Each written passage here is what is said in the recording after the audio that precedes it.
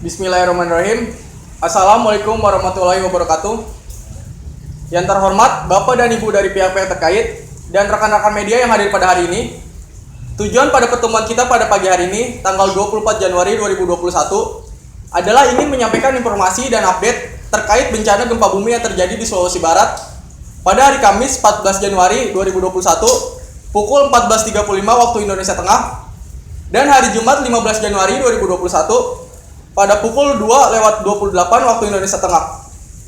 Saat ini sudah hadir 5 narasumber kita dari pihak-pihak terkait, yaitu dari BMKG ada Bu Laras Pancasari, dari pemerintah Pemda Sulawesi Barat ada Bu Elsa Agustiani, dari Basarnas ada Pak Rizwan Zailani, dari TNI ada Mayor Jenderal Hermawan, dan dari BNPB ada Ibu Siti Nuramelia. Nanti setelah ini kami persilakan kepada rekan-rekan media untuk bertanya lebih lanjut terkait dengan kasus ini. Nanti akan ada satu sesi pertanyaan yang akan dijawab oleh pihak-pihak terkait. Baik, pertama-tama kami persilakan kepada Bu Laras Pancasari dari BMKG untuk menyampaikan informasi terkait bencana tersebut. Terima kasih untuk moderator. Di sini saya perwakilan dari BMKG. Perkenalkan, nama saya Laras Pancasari. Di sini saya akan menyampaikan beberapa hal, yaitu tanggal 14 Januari kami sudah menyampaikan informasi tentang adanya gempa bumi di wilayah Majene pukul 13 siang hari dengan kekuatannya sekitar 5,9 skala Richter. Namun 12 jam kemudian sekitar pukul 2:28 dini hari tanggal 15 Januari terjadi lagi gempa dengan kekuatan 6,2 skala Richter dan epicenternya yang sama pada jarak kurang lebih 6 km arah timur laut Majene, Sulawesi Barat, dan pusat gempa berada pada kedalaman 10 km. Dengan memperhatikan epicenter dan kedalaman hipocenternya atau kedalaman pusat gempanya, gempa bumi ini dikategorikan gempa dangkal sebagai akibat dari aktivitas sesar atau patahan lokal yang ada di sana. Hasil analisis kami, mekanisme patahan tersebut merupakan mekanisme pergerakan naik. Bagaimana dampak dari gempa bumi tersebut? Kami mencatat guncangan gempa bumi ini dirasakan di daerah Majene atau Mamuju dengan kekuatan intensitasnya 4,6 mmi. Artinya guncangan tersebut sangat dirasakan oleh banyak orang, bahkan apabila ada terobong atau bagian-bagian dari bangunan itu dapat roboh. Kemudian di Palu, Mamuju Tengah, Mamuju Utara, dan Mamasa intensitasnya mencapai 3-4 mmi. Tentunya dampak kerusakan dapat terlihat nyata di lapangan dan gempa ini tidak berpotensi tsunami. Kami sudah mencatat sejak kejadian pertama kemarin itu sudah terjadi 28 kali gempa, termasuk yang pertama yang terjadi sekitar pukul 13 siang hari, kemudian yang kedua yang dini hari tadi pada pukul 2:28 dini hari, dan 26 lainnya adalah gempa susulan. Sekian yang bisa saya sampaikan. Baik, selanjutnya kami persilakan kepada Bu Elsa Agustiani dari perwakilan Humas Pemda Sulawesi Barat. Terima kasih kepada moderator. Saya Elsa Agustiani selaku Humas Pemda Sulawesi Barat. Di sini saya akan menyampaikan perkembangan terkini mengenai dampak gempa bumi yang telah terjadi pada tanggal 14 Januari sampai 15 Januari 2021. Hingga saat ini, Minggu 24 Januari 2021, warga yang mengungsi berjumlah 9.900 jiwa. Di Kabupaten Mamuju teridentifikasi sementara 5 titik pengungsian yang berada di Jalu 2, Stadion Mamuju, Gerbang Kota Mamuju, Tapalang, dan kantor Bupati. Sedangkan di Kabupaten Majene, 2 titik teridentifikasi yaitu di SPN Malunda dan Desa Sulet Malunda. Melihat dampak bencana, masyarakat selalu dihimbau untuk tetap waspada dan siaga, mengingat puncak musim hujan masih terjadi hingga Februari 2021. Potensi bahaya lain yaitu gempa bumi yang dapat terjadi setiap saat, seperti yang terjadi di Provinsi Sulawesi Barat. Di samping itu, ancaman bahaya lain yaitu pandemi COVID-19 yang masih terus terjadi, penularan di tengah masyarakat. Baik, selanjutnya kami persilakan kepada Pak Rizwan Zailani dari perwakilan Basarnas. Assalamualaikum warahmatullahi wabarakatuh. Terima kasih untuk Bapak Moderator dan selamat pagi untuk rekan-rekan media semua. Saya Muhammad Rizwan Zailani dari perwakilan Basarnas. Hingga kini akibat korban gempa di Sulawesi Barat, tepatnya di Mamuju dan di Majene, telah ditemukan korban jiwa sebanyak 111 jiwa. Dengan rincian 79 orang meninggal di Mamuju, 11 orang meninggal di Majene, kemudian ada korban selamat sebanyak 18 orang, serta hilang dan dinyatakan tidak ditemukan itu ada sebanyak 3 orang. Untuk korban yang hilang dan belum ditemukan, dilaporkan di Dusun Aholeang, Desa Mekata, Kecamatan Malunda, Kabupaten Majene, Sulawesi Barat. Pencarian terhadap korban gempa masih terus dilakukan hingga esok hari. Namun, untuk pencarian esok hari, mungkin tim SAR gabungan akan memfokuskan atau melakukan pencarian melalui monitoring dan mobile di wilayah yang dianggap belum maksimal. Hingga kini, Basarnas telah melakukan pencarian di 20 sektor yang tersebar di 4 kelurahan. Di antaranya 4 kelurahan terdampak. Yang pertama ada Kelurahan Binanga, yang kedua ada Kelurahan Rimuku, yang ketiga ada Kelurahan Karma, dan yang keempat ada Kelurahan Simboro. Saya menghimbau agar masyarakat segera melaporkan ke pos gabungan di Mamuju maupun Majene apabila merasa keluarganya masih hilang. Apabila sudah didata, maka tim SAR gabungan akan segera melaksanakan evakuasi korban secepatnya. Terima kasih. Baik, selanjutnya kami persilahkan kepada Mayor Jenderal Hermawan, perwakilan dari TNI. Ya, terima kasih kepada moderator. Perkenalkan, saya Mayor Jenderal Hermawan dari Satuan Makassar. Di sini saya akan sedikit menjelaskan tentang bantuan logistik. Ya, 4 pesawat TNI Angkatan Udara kembali diterbangkan untuk misi kemanusiaan. Pesawat-pesawat TNI Angkatan Udara ini dalam rangka mengangkut bantuan logistik dan tenaga kesehatan untuk membantu korban bencana alam di Mamuju dan Majene, Sulawesi Barat. Seperti pesawat C-130 Hercules A1338, Skadron Udara 32 Landasan Udara Abdurrahman Saleh Malang yang diterbangkan Mayor Andang dari Landasan Udara Halim Perdana Kusuma, membawa 8.093 kg dukungan logistik, serta 15 tenaga kesehatan tujuan Mamuju dan Majene, Sulawesi Barat. Sementara untuk pesawat Boeing A7304 Skadron Udara 5 Landasan Udara Sultan Hasanuddin Makassar yang diterbangkan Mayor Agung membawa lebih dari 9.000 kg bantuan logistik, dan pesawat Boeing A7302 yang diterbangkan Mayor Dani membawa 4.761 kg bantuan logistik. Kedua pesawat tersebut membawa bantuan untuk korban bencana Mamuju dan Majene, Sulawesi Barat, dan membawa lebih dari 117 pengungsi dari Mamuju ke Makassar. Selain itu, pesawat CN-295A2904 dari Skadron Udara 2 dengan pilot Kapten Gilang juga diterbangkan dari Makassar membawa 4.600 kg bantuan logistik untuk korban bencana Mamuju, Majene, Sulawesi Barat. Pesawat-pesawat tersebut mengangkut bantuan dari TNI Angkatan Udara, BUMN, Kementerian Sosial, Polda Metro, Bayangkari, Dharma Pertiwi, dan instansi-instansi lainnya. Cukup sekian, terima kasih. Baik, selanjutnya kami persilakan kepada Bu Siti Nur Amelia dari perwakilan BNPB. Terima kasih kepada moderator. Perkenalkan, saya Siti Nur Amelia selaku perwakilan dari BNPB. BNPB terus melakukan pendistribusian bantuan logistik pasca gempa magnitudo 6,2 skala Richter yang terjadi di Provinsi Sulawesi Barat dalam beberapa tahap atau sortir. BNPB mengirimkan bantuan sortir kedua yang terdiri dari 4 set tenda isolasi, 8 set tenda pengungsi, 22 paket lauk pauk, 9 paket makanan siap saji, 30 paket makanan tambahan gizi, 37.000 pieces masker kain, dan 60 dus mie sagu.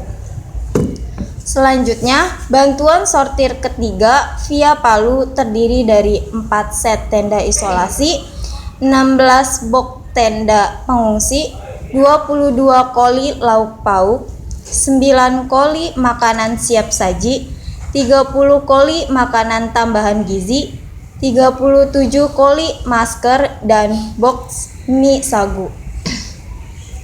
Kemudian, bantuan sortir ketiga via Mamuju terdiri dari 4 set tenda isolasi, 30 koli genset, 5 koli lampu, 20 koli velvet, 20 koli lauk pauk, 30 koli makanan siap saji, 20 koli makanan tambahan gizi, 40 koli masker, 2 box antigen, dan 20 koli mie sagu.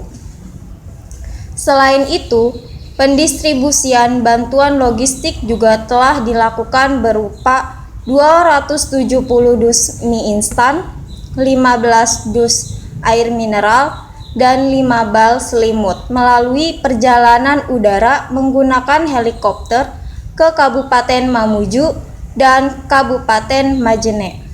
Serta BNPB telah mendistribusikan 8 set tenda isolasi, 10 set tenda pengungsi, 2004 paket makanan tambahan gizi, 2004 paket makanan siap saji, 1002 paket lauk pauk, 700 lembar selimut, 5 unit light tower, 200 unit velvet, 500 paket perlengkapan bayi, 500 pieces masker kain, 700 pak mie sagu, dan 30 unit genset 5 kVA. Terima kasih. Baik, selanjutnya akan kami buka sesi pertanyaan kepada rekan-rekan media. Silakan yang ingin bertanya. Assalamualaikum warahmatullahi wabarakatuh. Nama saya Raihan dari Yunas Media. Saya ingin bertanya kepada pihak BMKG. Setelah gempa yang terjadi ini, apakah akan ada gempa-gempa susulan?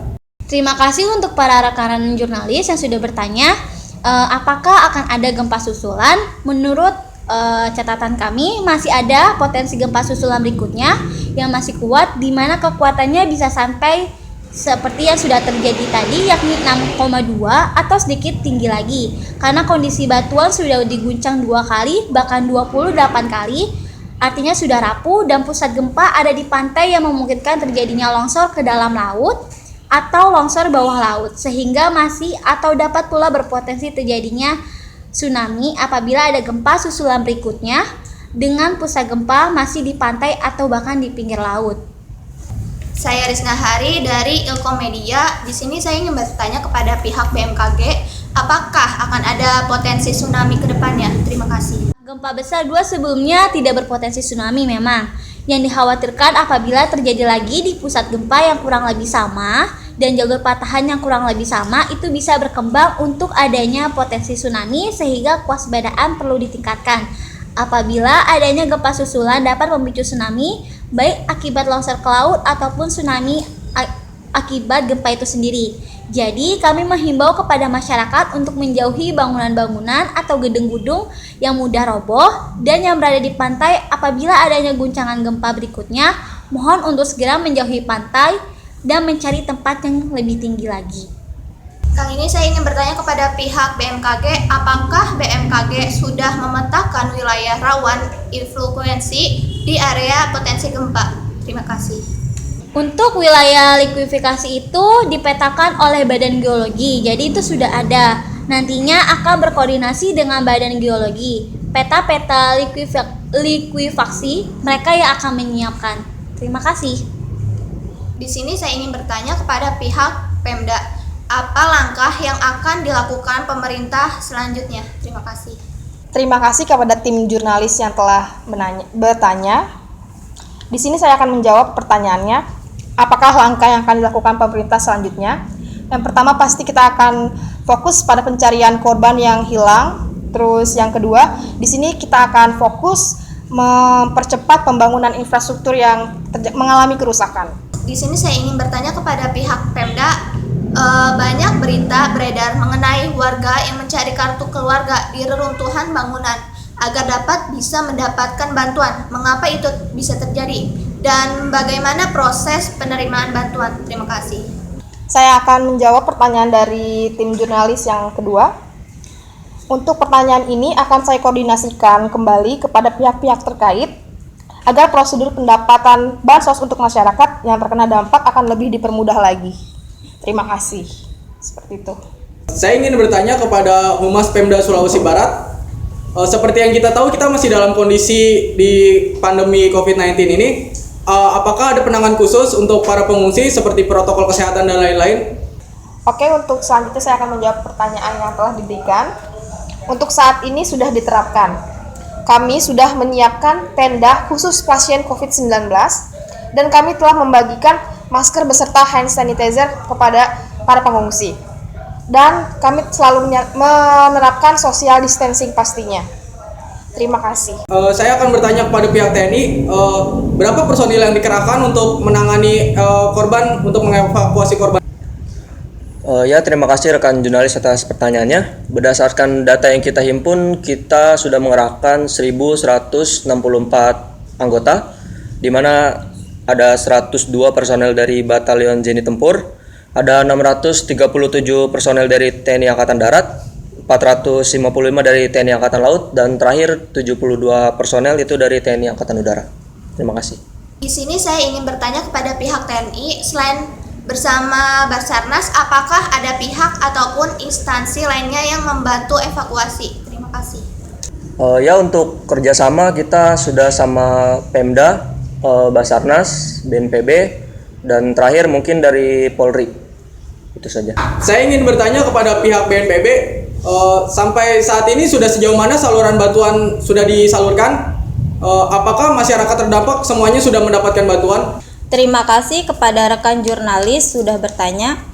Bantuan logistik untuk penanganan pasca gempa magnitudo 6,2 skala Richter di Provinsi Sulawesi Barat ini telah didistribusikan dari posko Bandara Tampang, Padang, Mamuju ke kantor Camat Malunda, kantor Camat Ulumanda, dan Tubosendang, Kabupaten Majene, serta Kecamatan Takandeang, Kabupaten Mamuju.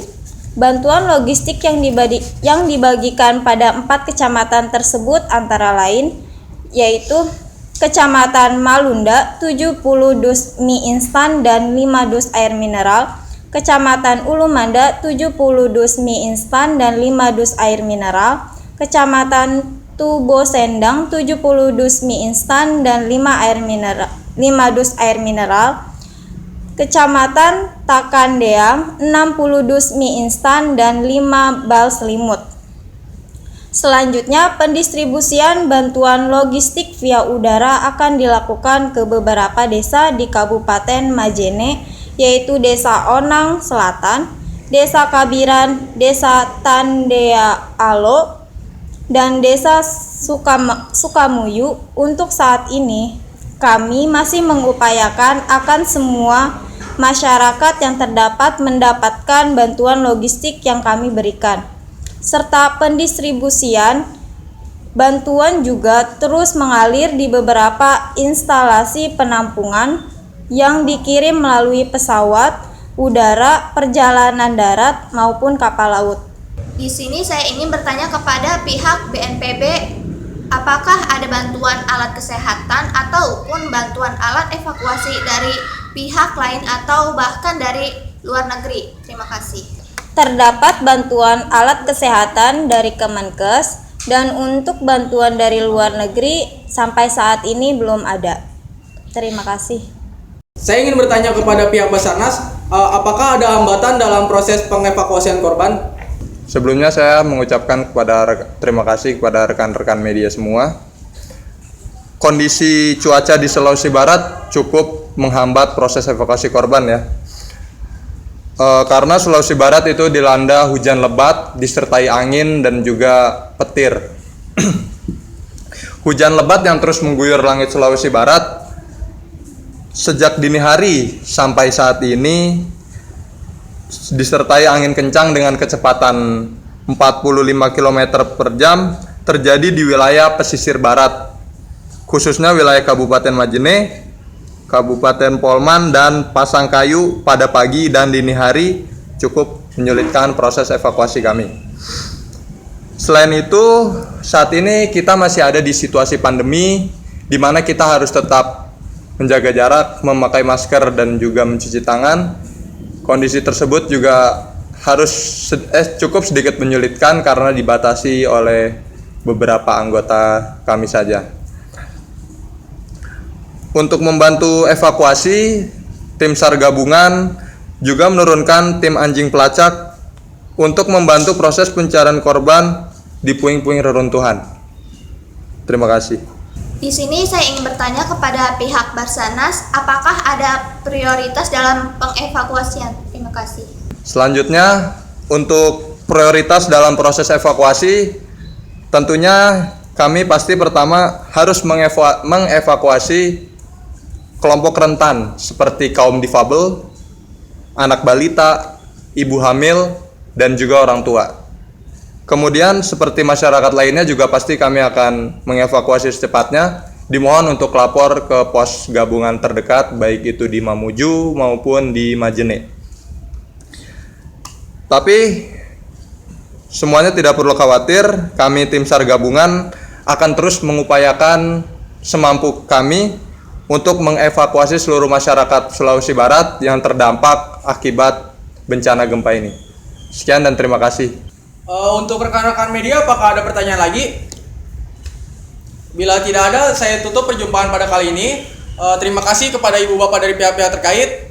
Terima kasih kepada rekan-rekan media. Kurang lebihnya mohon maaf. Bila taufiq wal hidayah. Wassalamualaikum warahmatullahi wabarakatuh.